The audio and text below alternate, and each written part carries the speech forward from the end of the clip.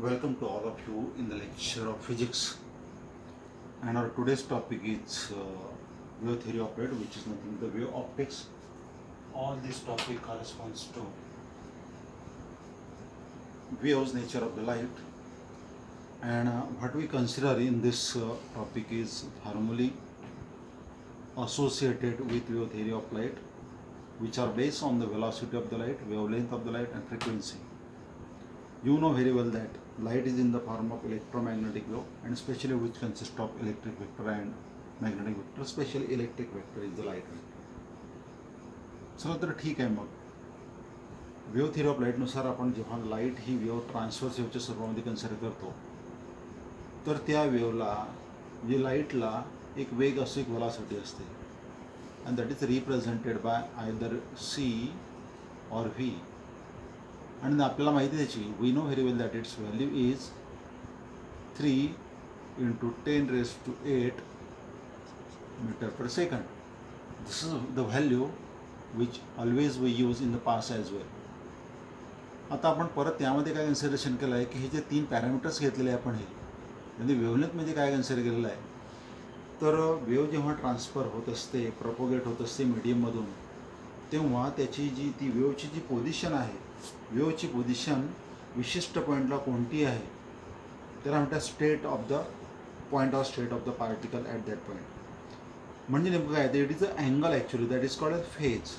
आपण त्याला फेज अशी संकल्पना दिलेली आहे. मग हा फेज म्हणजे काय, तर आपण रिप्रेझेंट केलं आहे की जिथून ती बिगिन होते आपण त्याला जनरली फेज 0 म्हणतो. देन पाय या पॉईंटला ट्वाईस पाय, थ्राईस पाय, 4 पाय, 5 पाय, 6 पाय अँड सो ऑन. जर आपण यामधले असे काही पॉईंट सिलेक्ट केले, जवळचे पॉईंट असे सिलेक्ट केले की त्याच्या 2 पॉईंटच्या फेजमधील डिफरन्सची किंमत ट्वाईस पाहायला पाहिजे. म्हणजे मी जर का हा पॉईंट सिलेक्ट केला, ए पॉईंट, आणि हा बी पॉईंट. ए पॉईंटचा फेज 0 आहे, बीचा ट्वाईस पाय, याचा डिफरन्स जर केला तो ट्वाईस पाय असेल. चला ठीक आहे, मी बी पॉईंट घेतो आणि हा सी पॉईंट घेतो. सी पॉईंटचा फेज 4 पाय आहे, बीचा ट्वाईस पाय, याचा जर का डिफरन्स केला मी 4 पाय मायनस ट्वाईस पाय, तर उत्तर परत ट्वाईस पाय येईल. You may consider this is the D point. D point phase is 6 पाय, that of C is 4 pi, difference is again twice pi. You have to select 2 points such that their phase difference is equal to twice pi, either this A and B, or you may say B and C, twice pi phase difference, or you may say C and D, and try to find out the distance between these two particles. This is what I am asking you. A B हे distance जे आहे याला आपण wavelength lambda असं म्हणतो, किंवा B C हे जे डिस्टन्स आहे याला सुद्धा वेव्हलेंथ लॅम्बडा असं म्हणतात. Even C D is also wavelength lambda. This is also our previous knowledge. असंच नाही तर तुम्ही असं कन्सिडरेशन जर केलं असतं की ही या वेव्हची क्रेस्ट आहे आणि त्याची कॉन्झिक्युटिव्ह म्हणजे नेक्स्ट क्रेस्ट, नियरेस्ट क्रेस्ट ही आहे, तर याच्यामध्ये डिस्टन्स जर घेतलं असतं तर त्याला सुद्धा तुम्ही वेव्हलेंथ लॅम्बडा असं म्हटलं असतं. असं नाही की क्रेस्टमधीलच डिस्टन्स लॅम्बडा असते. तुम्ही जर का ही ट्रफ घेतली असती, ही ट्रफ, आणि नेक्स्ट कॉन्झिक्युटिव्ह ट्रफ ही जर घेतली असती आणि त्याच्यामधलं हे अंतर फाइंड आउट करण्याचा प्रयत्न केला असता, that is also called wavelength lambda. What I tried in this explanation is that either distance between the 2 particle having phase difference of twice पाय, or distance between 2 consecutive crest, or distance between 2 consecutive trough, all corresponds to wavelength lambda of the wave. हे आपल्याला माहिती आहे. Next part आहे फ्रिक्वेन्सीच्या बाबतीमध्ये. आपण असं पाहिलेलं आहे की फ्रिक्वेन्सी म्हणजे काय, तर एखादी वेव्ह जेव्हा प्रपोगेट होते तर ते एका विशिष्ट टायमानंतर आपलं नेचर, आपलं स्वरूप रिपीट करत असते. म्हणजे नेमकं काय, तर येथे ही क्रेस्ट आणि ट्रफ, परत क्रेस्ट आणि ट्रफ, परत क्रेस्ट आणि ट्रफ, अशा ह्या रिपिटेशनमध्ये वेव्ह प्रपोगेट होत असते. एका सेकंदामध्ये, युनिट टाईमामध्ये किती क्रेस्ट आणि किती ट्रफ, म्हणजे किती वेव्ह निर्माण झाल्या, that number of waves is nothing but a frequency. म्हणजे नेमकं काय, येथे समजा ही क्रेस्ट आणि ट्रफ ही एक वेव्ह निर्माण झाली, ही दुसरी वेव्ह निर्माण झाली, this is the third one which is produce. So presently I can see that the number of wave which are produce in this case is equal to 3. That's why its frequency is 3 here. जर का असं झालं असतं की एका सेकंदामध्ये in 1 second एका सेकंदामध्ये जर का 2च वेव्ह निर्माण झाल्या असत्या अशा इथपर्यंत फक्त, तर त्याची फ्रिक्वेन्सी 2 राहिली असती. फ्रिक्वेन्सीला आपण न्यू ह्या लेटरने रिप्रेझेंट करतो किंवा एनने रिप्रेझेंट करतो, और even we can represent it in the form of F. So these are basic parameters associated with the wave. आपण आता फॉर्म्युला कन्सिडरेशन करणार आहोत व्हेलॉसिटी ऑफ द वेव्ह. तर व्हेलॉसिटी ऑफ द वेव्ह म्हणजे नेमकं काय, तर बेसिक फॉर्म्युला आपल्याकडे असा आहे की velocity is equal to distance upon time. आणि हे सुद्धा माहिती असू द्यायचं की मी जर का एक संकल्पना त्या ठिकाणी आपली स्किप होते, राहून जाते, and that is nothing but period of the wave, the fourth parameter. आपण त्याचा सुद्धा विचार करणार आहोत. मग पिरियड म्हणजे काय, तर पिरियड याचा अर्थ तो कॅपिटल टीने रिप्रेझेंट करतो आपण तो. तर पिरियड म्हणजेच एक वेव्ह निर्माण होण्यासाठी लागणारा time. One crest and one wave forms whatever time, that time is called as period. म्हणजे येथून ते इथपर्यंत ही वेव्ह निर्माण होण्यासाठी 4 सेकंद लागत असतील, तर परत हे 4 सेकंद, परत हे 4 सेकंद, म्हणजे प्रत्येक 4-4 सेकंदानंतर जर का एक वेव्ह निर्माण होत असेल तर त्याचा पिरियड हा 4 सेकंद असेल असा त्याचा अर्थ होतो. ठीक आहे. थोडक्यात म्हणजे काय, तर ह्या वेव्हला ए पासून तर बी पर्यंत ए बी हे डिस्टन्स कव्हर करण्यासाठी जो टाईम लागतो त्याला पिरियड असं म्हणतात. किंवा बी पासून तर सी पर्यंत हे डिस्टन्स कव्हर करण्यासाठी व्हॉट एव्हर टाईम लागतो तो म्हणजे पिरियड टी. और the time taken by the wave to travel this distance from C to D, this much amount of distance is nothing but the time period. Come to this part once again. Velocity equal to distance upon time. As I said earlier, velocity equal to distance upon time. Velocity v as it is, no change. Distance means which distance? This is the distance I am talking about. Means from point A to point B. This is the distance the wave has to travel, and that distance is nothing but a wavelength lambda. So whenever you are keeping the value of d as lambda, the respective time to cover this distance, as I said right now, that is called as period. And one of the aspect about frequency and period is that whenever you try to find out the value of frequency, then it is nu equal to reciprocal of period, because frequency are the number of waves in 1 second and period is the time required for one wave, means they are inverse of each other. Frequency nu is always equal to inverse of period, or you may say period is inverse of frequency. So whenever I am trying to keep the value of period from this expression, it comes out to be period t is equal to 1 upon nu. So I would like to keep that value of period t somewhere here. So velocity v is equal to wavelength lambda upon period. Period is nothing but 1 upon nu. Nu is frequency. Nu can be shifted to the numerator. So v is equal to nu into lambda. This will be my final expression about velocity of the light. So the first formula corresponds to velocity of the light is equal to v is equal to, or c is equal to either v is equal to this formula nu into wavelength. This will be the first formula, which is quite essential for the upcoming problems or formulae. You may replace this v by c. C is equal to frequency nu into lambda. Means either you have to represent v or c, that is one and the same, frequency nu into lambda. Now the next thing, whenever the wave is propagating in the medium, what changes in its parameter due to change in medium? We have to consider this part now. Okay. आता आपण फॉर्म्युले त्याचा पहिला formula consider केला. हे दोन फॉर्म्युले किंवा फ्रिक्वेन्सीचा सुद्धा हा महत्त्वाचा फॉर्म्युला आहे, हे सुद्धा लक्षात असू द्यायचा. आता आपल्याला विचार करायचा आहे इफेक्ट ऑन वेवलेंथ. वेवलेंथवरती काही परिणाम होतो का त्याचा, लॅम्बडावरती काही परिणाम होतो का, कशामुळे, due to change in medium. परत फ्रिक्वेन्सीवरती काही परिणाम होतो का, जसं वेवलेंथवरती परिणाम आपण कन्सिडर करतो, इफेक्ट कन्सिडर करतो, तसंच फ्रिक्वेन्सीवरती न्यूवरती काही इफेक्ट होतो का ते कन्सिडर करायचं आहे आपल्याला. ओके. एक लक्षात असू द्यायचं की जेव्हा तुम्ही दोन मीडियम कन्सिडर करतात, let me repeat that medium somehow like this. वरती हा एक मीडियम जे आहे ते मीडियम 1 घेतो मी, आणि खाली मीडियम 2 कन्सिडर करतो. आता जेव्हा लाईट रेज इकडनं एका मीडियममधून सेकंड मीडियममध्ये जात असेल आणि पहिलं जर मीडियम 1 आणि मीडियम 2, मीडियम 1 हे जर का रेअरर मीडियम असेल आणि सेकंड वन इज डेन्सर असेल तर तो लाईट रेज सरळ जात नाही असा, but it will bend like this is called the refraction. आणि आपण काय कन्सिडर केलेलं आहे की जर का ह्या XY हा जो मीडियम सेपरेट करणारा सरफेस आहे या सरफेसवरती असं रिफ्रॅक्शन झालं.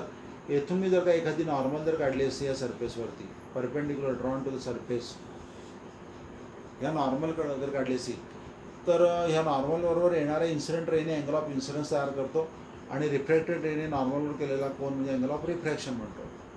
तेव्हा इन्सिडेंट रे हा नॉर्मलकडे बेंड होतो. This is called the refraction.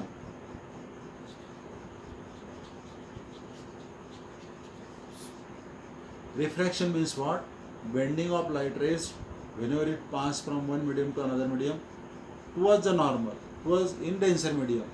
आणि जर का उलट झालं असतं, if the light ray is traveling from denser medium to the rarer medium, then definitely that light ray will move away from the normal.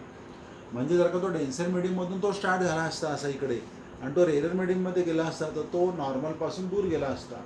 ठीक आहे. आता आपण फक्त हा का विचार करायचा आहे की light ray is entering means this is incident from rarer medium into denser medium. तर हा इन्सिडेंट रे आणि हा refracted ray. Angle of incidence म्हणजे हा angle made by incident ray with the normal is i आणि angle made by refracted ray with the normal is r, angle of refraction. तर according to Snell's law आपण दुसरा expression घेणार आहोत, दुसरा formula consider करणार आहोत. That second formula is nothing but n is equal to sin I upon sin R. Sin of angle of incidence to the sin of angle of refraction is equal to n. What is this n? N is called as the refractive index of the second medium. या denser मीडियमचा refractive index आहे आणि लिहिताना कसं लिहितात ते refractive index of the second medium with respect to first medium. Imagine करा की हे डेन्सर मीडियम ग्लास आहे येथे आणि रेरर मीडियम वॉटर आहे, तर इथे लिहिताना मी म्हणेल refractive index of glass with respect to water. जर का असं घेतलं की खाली डेन्सर मीडियम आहे डायमंड आणि वरती रेरर मीडियम आहे ग्लास, कारण डायमंड हा खूप हार्ड आहे, तो खूप डेन्स आहे ग्लासपेक्षा आणि ग्लासमधून डायमंडमध्ये रेज येतो आहे, ते रिफ्रॅक्शन झालं जातं. म्हणजे मी येथे म्हणेल मग that will be refractive index of the diamond with respect to glass. Okay. Generally what we consider, तर वरती जे रेरर मीडियम आपण एअर घेतो किंवा नाही तर मग व्हॅक्यूम घेतो आणि जनरली आपण जे रिफ्रॅक्टिव्ह इंडेक्स कन्सिडर करतो म्हणजे फर्स्ट मीडियम जो घेतो आपण तो एअर किंवा व्हॅक्यूम घेतो आणि सेकंड मीडियम आहे तर ग्लास, वॉटर, डायमंड और एनिथिंग. तर तेव्हा आपण ग्लास जर असेल तर refractive index of glass with respect to air म्हणेल. खाली जर का वॉटर असेल तर refractive index of water with respect to air और यू मे से व्हॅक्यूम. त्याला आपण म्हणतो ॲब्सोल्यूट रिफ्रॅक्टिव्ह इंडेक्स. सुरुवातीला मी तुम्हाला जे सांगितलं ते रिफ्रॅक्टिव्ह इंडेक्स फक्त.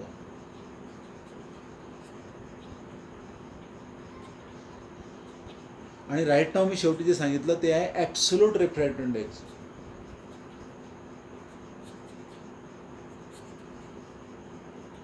फक्त फरक हाच आहे ॲब्सोल्यूट रिफ्रॅक्टिव्ह इंडेक्सच्या बाबतीमध्ये की रेरर मीडियम येथून लाईट रे इन्सिडेंट करतो तो एअर किंवा व्हॅक्यूम पाहिजे आणि त्याला रिप्रेझेंट करताना फक्त रिफ्रॅक्टिव्ह इंडेक्स एनने रिप्रेझेंट करतात, कारण त्यामध्ये मीडियम फर्स्ट हे केव्हाही ऑलवेज एअर किंवा व्हॅक्यूम असते. तो refractive index of the medium is equal to sine i upon sine r. So these are the two important formulae based on Snell's law.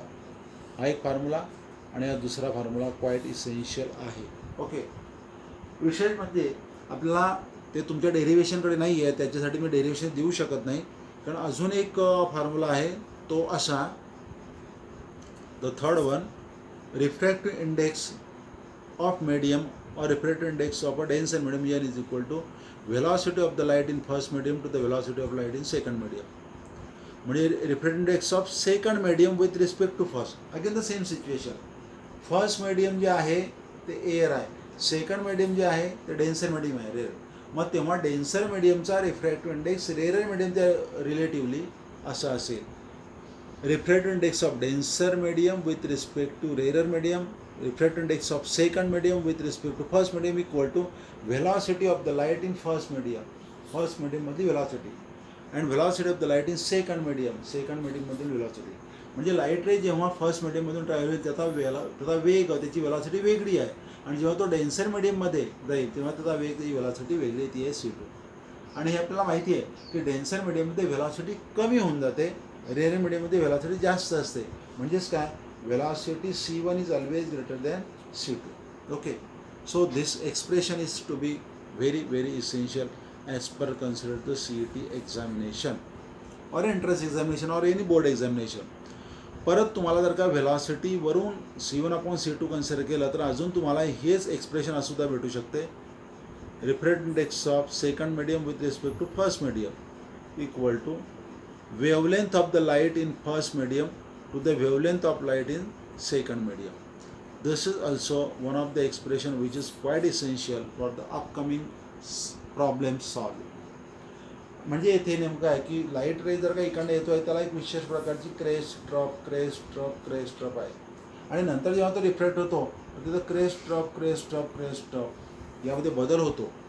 म्हणजे rare मीडियममधलं क्रेस आणि ड्रॉपमधलं अंतर हे λ1 आणि याच्यामधलं क्रेस आणि ड्रॉपमधलं अंतर हे λ2 हे बदलते. आणि याला म्हणतात refractive index of second medium with respect to first medium in terms of wavelength λ1/λ2. हा फॉर्म्युलासुद्धा तितकाच महत्त्वाचा आहे. म्हणजे सर्वात महत्त्वाची गोष्ट तुम्हाला हे लक्षात घ्यायला पाहिजे की effect of medium change on velocity is such that rare मीडियममधील व्हेलॉसिटी ही डेन्सर मीडियम व्हेलॉसिटीपेक्षा जास्त असते. Velocity of the light in rare medium is always greater than velocity of the light in denser medium. I can elaborate like this: velocity in rare medium greater than velocity of the light in denser medium. परत या ठिकाणी तुम्ही V1/V2 म्हणू शकतात, कारण व्हेलॉसिटीला तुम्ही either C म्हणायचं किंवा V म्हणायचं आधीच आपण ठरवलेलं आहे. टाईम बिईंगसाठी हा न्यू आणि व्हीमध्ये डिफरन्शिएट करण्यासाठी मी C हे लेटर वापरतो आहे. ओके, आता वेवलेंथचा हा संबंध याच्याशी आला कसा, किंवा व्हेलॉसिटी वेगवेगळी असेल तर एक्सप्रेशन आलं कसं, त्याचा आपण आता विचार करणार आहोत. आपण एक कन्सिडरेशन असं केलेलं आहे की जेव्हा वेव एखाद्या मीडियममधून जाते, वेव म्हणण्यापेक्षा rather number of waves are travelling from inside a medium, then it is in terms of crest drop and so on. त्याचबरोबर त्याची दुसरी जर का वेव जात असेल crest drop and so on. In this fashion you may think about different large number of waves which are traveling through the medium in the form of light. Okay, what we have to do, we have to select number of points for the respective position of the wave. मी हा एक point select करतो, हा एक घेतो आणि हा एक घेतो, आणि ते पॉईंट जर का मी जॉईन केले तर मला एक असं एक प्लेन सरफेस मिळेल. That can be shown by red line. Actually तो रेड लाईन नसेल तर तो प्लेन सरफेस असेल. This plane surface represent plane wave front. तसंच मी जर का हे सर्व क्रेस्टचे पॉईंट सिलेक्ट केले असते हे सर्व, आणि त्यावरून एखादा सरफेस ड्रॉ केला असता तर त्याला सुद्धा मी प्लेन वेव्ह फ्रंट म्हटलं असतं. म्हणजे येथे वेव्ह फ्रंट म्हणतो मी AB, हा सरफेस आहे त्याला प्लेन वेव्ह फ्रंट, आणि CD हा सुद्धा प्लेन वेव्ह फ्रंट आहे. असं नेसेसरी नाही की तुम्ही क्रेस्ट आणि ट्रफ सिलेक्ट करायला पाहिजे. एखादे पॉईंट्स तुम्ही असे घेऊ शकता. This is the points which I would like to select and I have to draw a line through those points. तर हा सुद्धा एक विशेष प्रकारचा वेव्ह फ्रंट आहे, याला म्हणतो मी EF. थोडक्यात मला काय सांगायचं आहे, असे लोकसं पॉईंट घ्यायचे, असे ग्रुप ऑफ पॉईंट घ्यायचे की ज्या ठिकाणी वेव्ह एकाच टायमाला येते, प्रत्येक वेव्ह, आणि सर्व वेव्ह हे एकाच फेजमध्ये असतात. Okay, this is our previous knowledge about the wave front. आता विचार करत आहोत आपण की मीडियमच्या व्हेलॉसिटीमध्ये, लाईटच्या व्हेलॉसिटीमध्ये जर का बदल होत असेल तर वेव्हलेंथमध्ये चेंज होतो का, त्याचा आपण विचार करणार आहोत. असं